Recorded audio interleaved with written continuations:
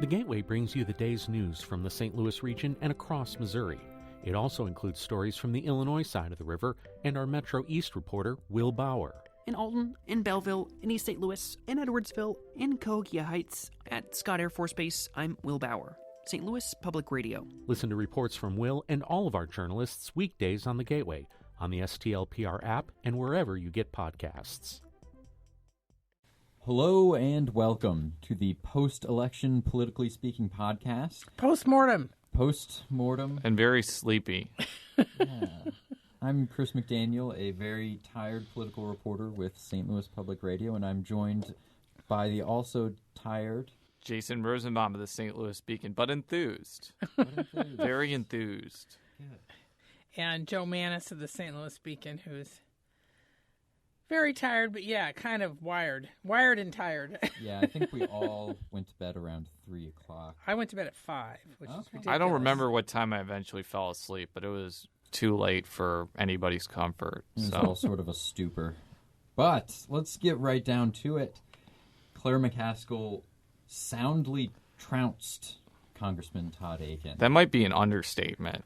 Yes, and this is national news. I mean, this is, a national... I would say, well, I'm trying to... Stomped? Stomped is a good one. I mean, on the one hand, you got to give McCaskill her due. And she's a tough campaigner. She has experience in running statewide campaigns where she was initially the underdog. And I don't want to take away anything that she did because I think she ran, by all intents and purposes, a really solid campaign. Oh, yeah. In fact, I mean, all of us, I can't imagine that anybody besides her thought she was going to win by that 15% that she was talking about, and she did. Right. But she I had mean, internal polls that said she would. Yeah, she would, well, we thought nobody, it was baloney. Not anymore. But let's just look at the magnitude of this victory. I mean, remember in 2006, the reason that she was credited to beating Jim Talent was because she held margins down in outstate areas like Greene County. Held margins. This election, she won Greene County. She won St. Charles County. Yeah. But I'll say what I said earlier today. She won. I solidly believe she won because all of these Republican women went to her. Yes. It wasn't a bunch of Republican guys in Springfield who decided to go for her. And that's the other side of the coin. While I want to give McCaskill and her campaign team as much credit, you can't underestimate how catastrophic of a defeat this was by Akin. Well, this is exactly what she wanted to happen. I mean, she wanted to be running against Congressman Akin, and she wanted him to hopefully say something like this. Yeah, but, well, she knew because Akin always says, that's why the locals, that's why Charles Jaco was interviewing him, didn't bat an eye when he said that because Akin always says what he believes. That's one of the charms when you're covering him is because he's fun because you never know what he's going to say. But just because she wanted to run against him, that was kind of a Hail Mary pass because she figured that Stillman and Bruner, she had no chance. Right. And she kind of thought maybe she had a chance with Akin. But frankly, until the legitimate rape thing, she probably didn't even have a chance there. And I mean, to be fair, I think a lot of people who looked at this race, it's probably us included, looked at McCaskill as especially vulnerable even after Akin won the primary. Right. Oh, yeah. And even though Akin had his prior baggage and, his negatives that were kind of accumulating before August 19th. Yeah, because he had railed against the school lunch program just the week before at the state fair before the Farm Bureau, which I thought was... But everybody, I mean, I don't want to say like we were some, psychics that thought that McCaskill would go this long. I don't think anyone saw this coming, but I think a lot of it has to do with a combination of just McCaskill being somewhat of the gold standard of Democratic statewide campaigns and just Akin being, what's the opposite of gold?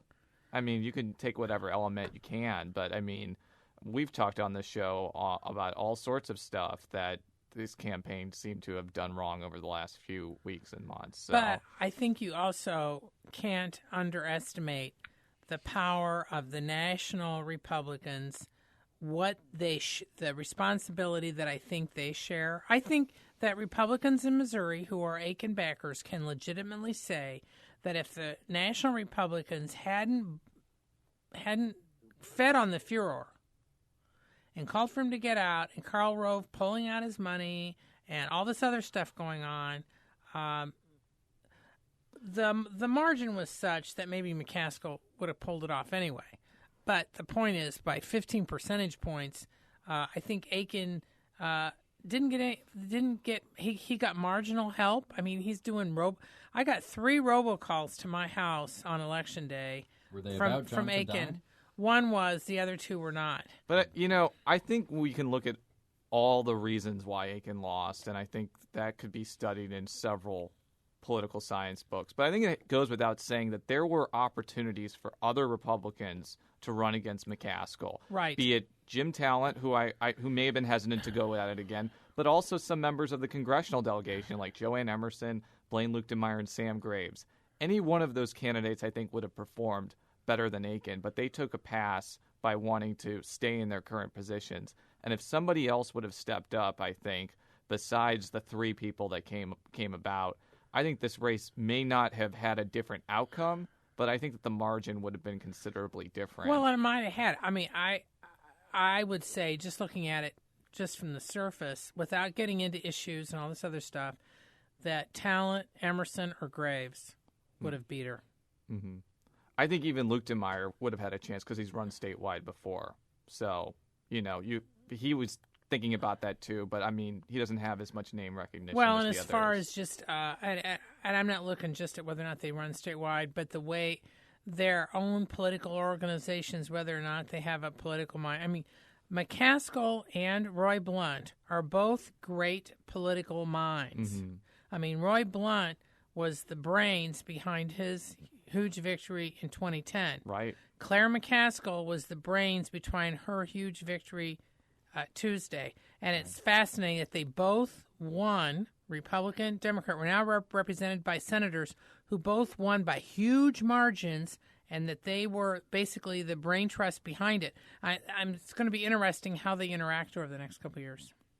Well, who would have thought that the Senate race would have been less contentious than the governor's race in terms of the voting? margin? In terms of the margin. Of margin. I was going to say, unfortunately, Spence and Nixon, no one was paying attention. Well, I No, mean, okay, you got to look at it from a couple perspectives. First of all, Nixon's victory over Hulshoff was 59-41. I don't think he was going to get that type of victory again when Spence was spending $6.5 million of his own money in addition to all the other money he was getting. And I think that it goes without saying that Spence, although was a political neophyte and novice, I don't think he ran an especially bad or terrible campaign. I think it was what it was. It's just that even he probably could see that defeating someone like Nixon, who had pretty high approval ratings, was going to be a tall order. Well, I think, though, that Spence had not run statewide before, and I think it showed.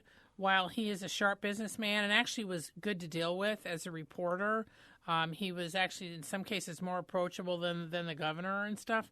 Spence, some cases, all cases. But Spence was surprised. Spence was hammering at the governor using the words corrupt and some of these other loaded terms Saying early he on. was in the pocket of labor unions was what he said. And then, I mean, but the point is then he was shocked when the governor put up these ads basically calling him a banker and getting a sweetheart loan for his vacation home. Right. And then he sues him.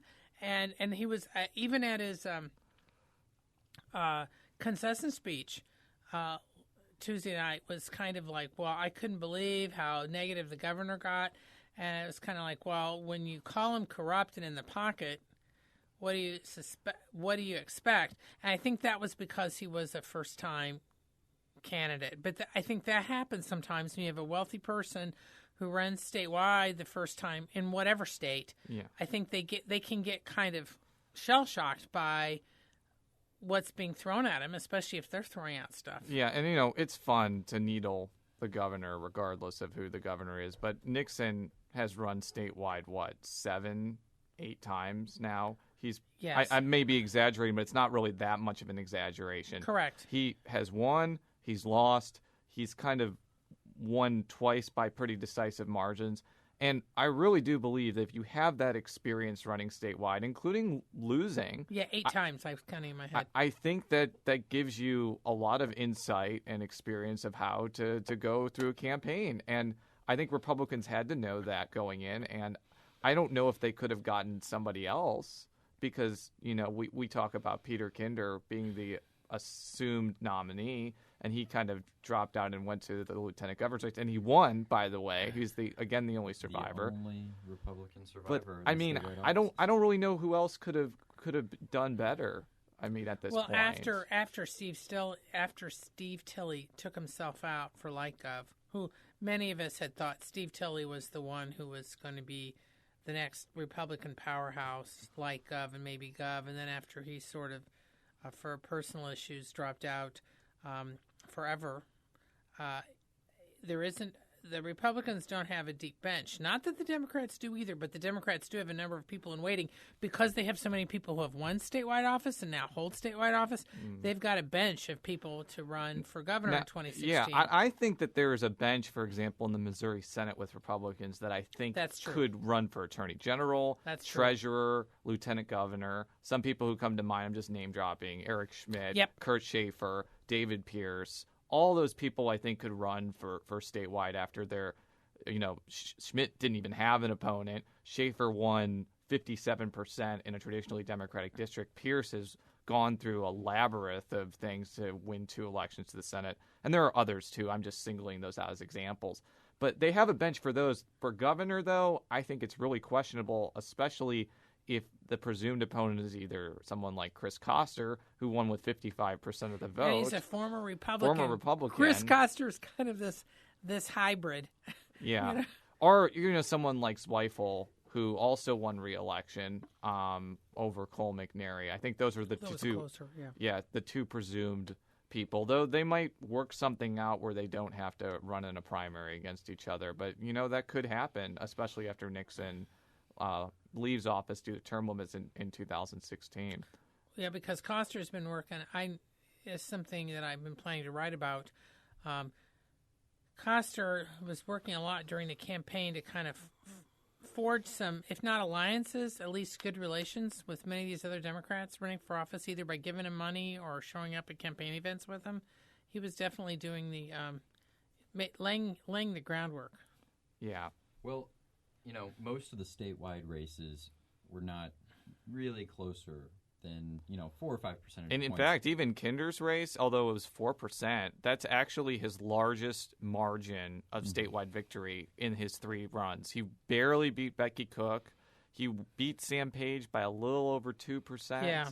But he beat Susan Monty by 4 after a really difficult couple of years for him. So, I don't know what he does next, but after running through the gauntlet that he did, I think it says a lot about him prevailing this time around. But the closest statewide race was the Secretary of State's race between Democrat Jason Kander and Republican Shane Scholler. Yeah, that went down to like the last few precincts, and it was only by 1.3%. Yes, but that's enough to go above the automatic recount stage. Yeah, isn't that 1%? I believe so. Is that the threshold? Yes, 1%. I talked to his people this morning, as did you. Yeah, I actually talked with Representative Kander about 2 hours ago. He was, like me, kind of tired but high on adrenaline, so to speak. But, I think the fact that he won, first of all, I think it may take the photo ID advocacy that Shane Scholler was going to put forth out of the equation of that office. That doesn't mean the legislature may not pursue it, but the chances of them getting it implemented are pretty low. The governor's not going to go. Yeah. I'd say that's dead in the water. But more importantly, he's not going to pursue like this fair ballot commission. It's basically going to be the same way they write ballot initiatives that has been done in years past. And I think that's going to be kind of the place where the Secretary of State's office is going to be at the biggest spotlight, just simply because the initiative petition process has been just a very popular entity to pursue policy. But, Kander, I think I said this a few times, is the first person of the Jewish religion to win statewide office since Kenneth Rothman in 1980. And I guess I only find that notable because I am of the Jewish religion. So now a little bit of trivia here.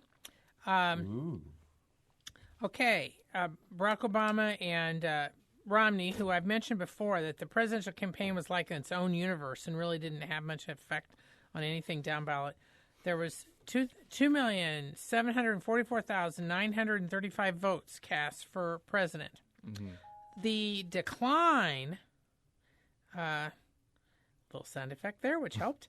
The decline was dramatic. There was even with McCaskill's big win, there were 30,000 people who voted for president who didn't vote in her race. Mm-hmm. By the time you get to Treasurer and Secretary of State, there are 100,000 people who by that point had said, oh, forget it, I'm going home. They didn't vote for those races, but they voted for the top. McCaskill outperformed Barack Obama by 10 percentage points, and there was 270,000 people who cast a Democratic vote for her who didn't vote for the president. There were 410,000 people, Republicans, who voted for Romney who did not vote for Todd Akin. And the governor outpolled Claire McCaskill as the top vote getter by 500 votes. So I'm sure they'll probably. Do you win a bowl of candy for that? I don't know, but I think that'll probably be a little point of contention with those 500 votes. I'm sure. Sure. Let's talk a little, just real briefly. Let's go through a couple of the U.S. House representatives. In the 2nd District, no surprise at all. No. Ann None. Wagner. She'll be a congresswoman until she doesn't want to be it anymore. Absolutely. And she spent a lot of the last 6 weeks Helping campaigning Plummer. elsewhere. She was helping Plummer. She was who ran in Illinois and lost.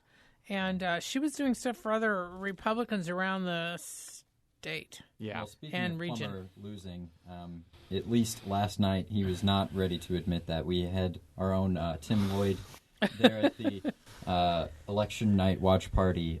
So even after the AP had called it, Jason Plummer did not want to give a concession speech or admit that he had lost. So he was hanging around till the bitter end. He said that there were still votes to be cast. Well, I think the fact that that district went Democratic and it was a Democratic district, and the 13th went Republican and was a Republican district, I think I'm not really sure if either opposing party is going to seriously contest that over the next few cycles, and that may be a nice thing for St. Louis TV watchers, because I can't tell you how many ads I saw for Illinois races that I couldn't vote in, and I'm sure that a lot of Missourians felt the same way, not only in St. Louis but kind of up and down the river. So that'll be a nice reprieve if that actually comes to pass. Well, we should probably get into some ballot initiatives, but before we do, Jason, you still have both of your shoes?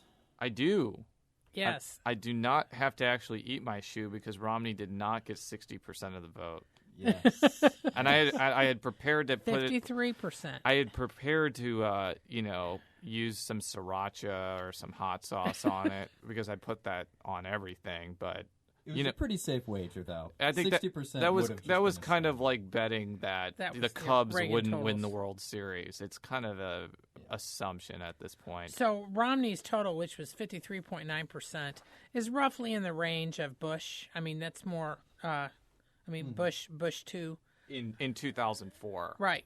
So it's more just. But actually, he only outpolled the president by 9.6%. Which, while nothing to, that's significant, but considering the fact that there was no campaigning, I could imagine some Democrats in Missouri telling the White House, well, we told you so. Not that they needed Missouri, because they didn't. Well, I think we were talking on the show, if the margin had been higher, like if it had gone into 12, 13, Right. 14% territory, now I think it's pretty obvious that I don't think it would have helped Todd Akin win. Right. But maybe some of the other down ballots, especially Scholler, maybe McNary, possibly, I think that probably would have helped them. I think, though, that, I was making the prediction that if it was at that level, that might make Akin more competitive, just because that kind of showed in several polls. But it was pretty evident that a lot of Republicans who voted for Romney just either didn't vote for Akin by voting for McCaskill or voting for Dine or just, completely rejecting him. So that hypothesis I don't really think came to pass. And there were 5 write-ins for the U.S. Senate, and shout-outs actually 2 of them got the highest vote getters among the write-ins was Bernie Mowinski, who got 2 votes, and Charlie L. Bailey, 2 votes. And Leonard Steinman of Jefferson City got 49 votes for governor. He looks kind of like Santa Claus. And by the way, before you go into the ballot initiatives, I just want to quickly go over one piece of tiny silver lining for Republicans, and that is they not only maintained their huge majorities in the legislature, they now have a veto-proof majority in the Missouri House. 110. Which actually I think Scott Dickhouse and I were talking from that story. I don't think even he thought the Republicans could gain seats, let alone enough to do a veto-proof majority. So in a sense, I don't know if they could override something like right to work or something very controversial like that, since a lot of Republicans are going to probably vote against overriding stuff like that. But it makes the governor's ability to pursue a very controversial agenda to Republicans a lot more difficult, I think. And well, it will embolden Speaker Tim Jones, Republican from Eureka, who admitted to me a couple weeks ago that he might be entertaining a look at statewide office in 2016, possibly. Right. And I mean, so he definitely, the speaker always benefits when you've got these high totals. But let's get into the ballot, because actually the health exchange, this could all affect that. Right. Well, yeah. And so the Prop E, the health exchange initiative, yes was 61%, no was 38%. So, guys, what does this change? It means that the governor can't unilaterally oppose a health insurance exchange by executive order, which I think was pretty much wasn't that the only option at this point with time running out? Well, the legislature still could come up with something. And while Jones and some Republican leaders, particularly in the House, have been very outspoken, although they had passed an exchange. I was just going to say, they passed a bill that basically set up an exchange, but it was blocked in the Senate. Right, but you wonder if maybe the Republicans might be reconsidering some of this. Since President Barack Obama got reelected, an exchange is coming. Yeah. Missouri's going to have an exchange. It's either going to be a federal exchange or a state exchange. And the legislature, the Republican leaders in the legislature, I think will at least have to think about, do they want something that those Democrats in Washington craft for them, or will they want to put in their own stamp? Right. Now, Medicaid expansion, I think, is a lot less likely with the legislative composition. I mean, I don't know if Nixon's going to push for it, and that this is an issue that's separate from Prop E. But it's still really important, and not only for people who are without health insurance, but also for hospitals who are kind of depending on this expansion. I mean, I've talked with legislators from the Republican side. They don't show much of an interest in accepting that, which is under the auspices of the Federal Health Care Act. And I don't think that the results in the legislature is going to change that much. But I think that the statewide virtual sweep, except for Kinder, by the Democrats statewide, have to give the Republicans in the legislature some pause. Now, maybe I'm wrong. You would know more than me. I don't know. That could be the case. And especially if the hospitals really make a push for it, I think that could be kind of a wild card in this that kind of trumps over some philosophical argument. Because if any of these legislative leaders are going to be thinking about running for statewide in either 2014 or 2016 or whatever, they got to look at these totals. I mean, while on a micro level, Republicans didn't do so bad as far as the legislature. On the macro level, as far as running statewide, yeah, exactly, it's pretty bad. But then let's look at some of the other ballot initiatives really quickly. Well, we should probably go to Prop B, the tobacco tax. Yeah, initiative. Third time is not the charm for that. Unsurprisingly, people don't like paying taxes. Well, but I mean, did they have a good enough campaign? I don't know. And the thing was people thought that it would pass this time around because the bigger tobacco companies were getting involved, but the littler ones were donating hundreds of thousands of dollars to the No campaign because they would have been affected by closing a so-called loophole in the master settlement agreement that it's complicated to explain, but it would have negatively impacted their ability to have their cigarette prices lower. Right. And, even though the bigger tobacco companies probably wanted that to happen because it probably would have given them a price advantage. I mean, the littler ones saw this as a big threat to their business. They donated that money to do an opposition campaign that included TV and all those signs at the gas station, and it's just like the signs that don't mention it's a tax on tobacco. It's just I've tax. I've seen those signs before, and Right. it really just doesn't seem like something that voters want to do. So it's another. So Missouri remains the lowest cigarette tax state in the nation. And what was funny to me was, being older than you guys, the campaign that the antis won was identical to what they ran in 2002 and 2006 with all those little things on top of the gas pump saying, what is it, like, And this huge tax increase. Absolutely not true. not being 7,000 specific. tax increase, Yeah, something like not that. being specific, but it's extremely effective. And I couldn't figure out why, if the people who were supporting this is the third time, it's like, well, okay, this is what the guys are going to be saying, so we need to do such and such.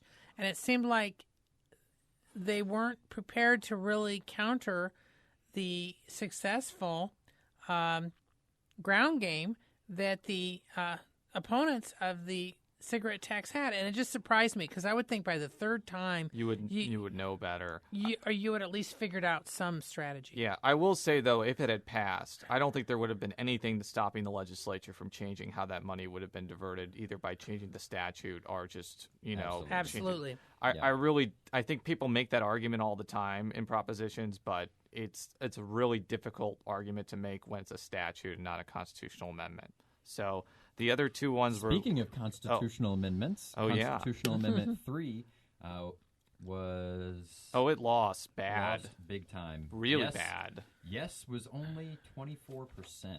That might be like the biggest rejection of an amendment or Yeah, a 'cause constitutional people like initiative voting in yes recent on memory. amendments. for a lot of times, So But this this shows how if you don't have a campaign to back it up, and there's opposition to it, and there was from the legal community, it's not going to pass. And not only was there not a campaign, they consciously decided not to campaign because they didn't like the ballot summary language.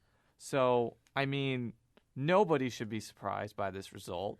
And I really don't know how this helps the people who don't like the court plan's cause of wanting to change it further. Well, and it's not just in Missouri, because since it's called the Missouri Plan, there's these national groups who've been wanting to see change in Missouri because that it would be symbolic and trying to change the other states that have similar plans. I think this really it doesn't kill it, but it kind of, I think, a little cold water. I will say, though, like, just from I lived in Boone County for a while, which did have direct elections of judges, and living in St. Louis for the last few years, it is still kind of a jarring thing to see Illinois commercials of judges actually campaigning on things they did, like set up a foreclosure mediation program. That just seems a little odd to me, and I'm not really sure if Missourians would.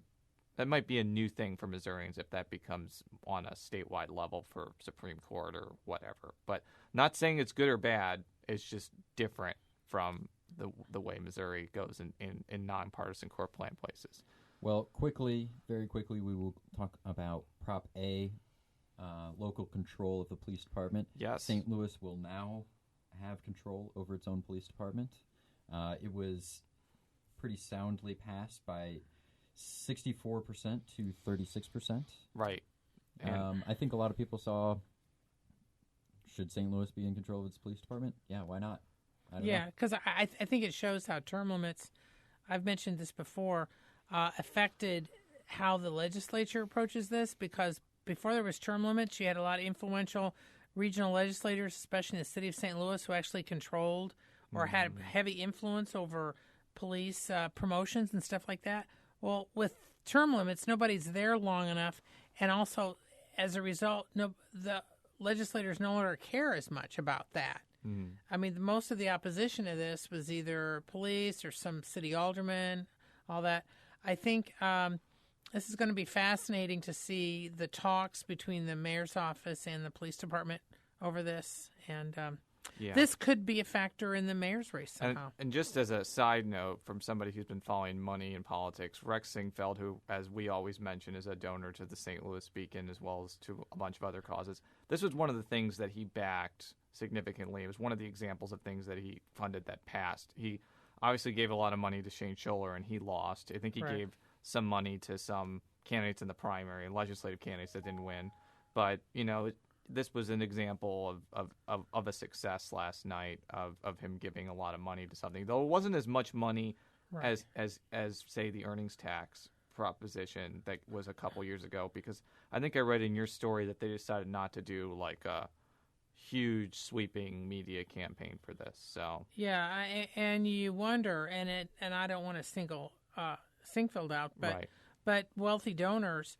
There were several wealthy donors who gave to other candidates, too, and most of them lost on Tuesday in Missouri. They got these huge blocks of money.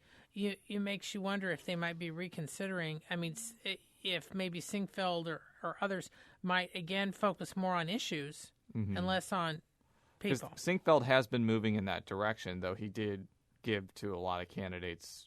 Not a lot of candidates, but a select group of candidates over this cycle. So it's an interesting thing to keep watching. Yeah, because did any of his candidates win? Well, Ed Martin lost. Ed Emery won. But for state Senate. I really think Ed Emery may be the only example. And I think he's donated money to national people who probably won.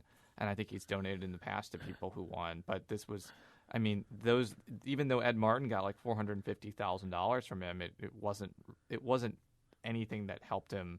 It wasn't close to win that race. Right, and this was kind of a symbol of what happened nationally, where you had a small group of very wealthy donors who gave a lot of money to certain groups, and virtually all of the people they backed lost. Although Koster did get hundreds of thousands from Sinkfeld and won, but it wasn't he had other sources of fundraising besides that. So I guess that was an example of another success. Well, the last proposition that we're going to talk about is Prop R, the Board of Aldermen. And I don't have the numbers in front of me. Does anybody 60. know? It passed. Yeah, it passed because it needs 60%. Even the proponents didn't think it was going to get it. I was really surprised by that because I think that margin that you needed to get of 60% just seemed like too steep of a hill to climb.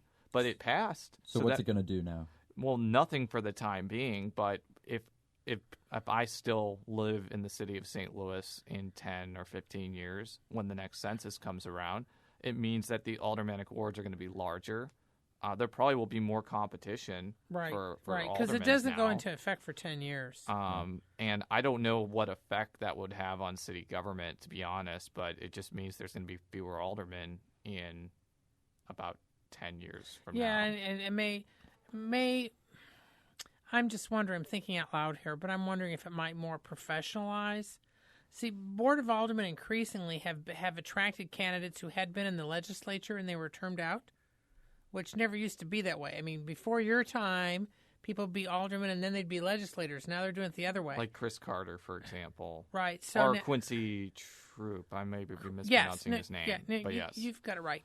But it may professionalize it more. You may start seeing these aldermen, this is 10 years, with staffs, things like that they don't, because if there's fewer of them, I think you're absolutely right. They'll be more sought after, more contentious. Just I know we're running very long on time, but it's like in Columbia, for example, they didn't used to pay the aldermen until a couple years ago.